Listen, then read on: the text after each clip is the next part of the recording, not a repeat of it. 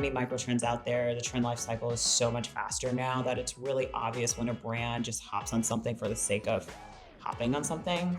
That doesn't land well with consumers these days. People are just way more aware of it. You end up kind of watering your brand identity down a lot. So it takes a lot of time and energy and resource to create content and campaigns that align to trends. And actually, you're better off choosing a few select trends that you really want to go after rather than kind of trying to do everything.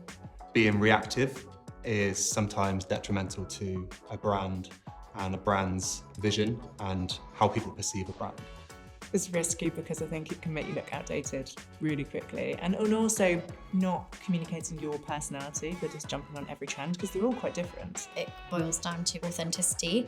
So knowing who you are and what you stand for, you're able to jump on the right trends.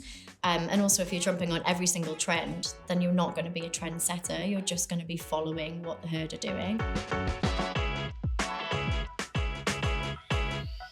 Brands need to be careful that the trends that they actually look to leverage relates to them as a brand and their purpose, because if they're jumping on the wrong trend, then that can be super damaging to the brand. Ultimately, we want to make sure that we're being relevant to customers and we're not just using any opportunity to sell to them. When brands really understand who their audience is, what they care about, there's less risk of diluting their message because they're going to position themselves appropriately, and they're also going to position themselves in the right areas, right? So it's about reaching your audience where they are, but also ensuring that whatever message that you have for them, it's really connected to something that they actually care about. As a brand, you need to be really deliberate and purposeful in which trends you go after. For us, that means that we have kind of a bit of a criteria that we set out internally that we use to filter trends to decide whether or not it's something we want to go after.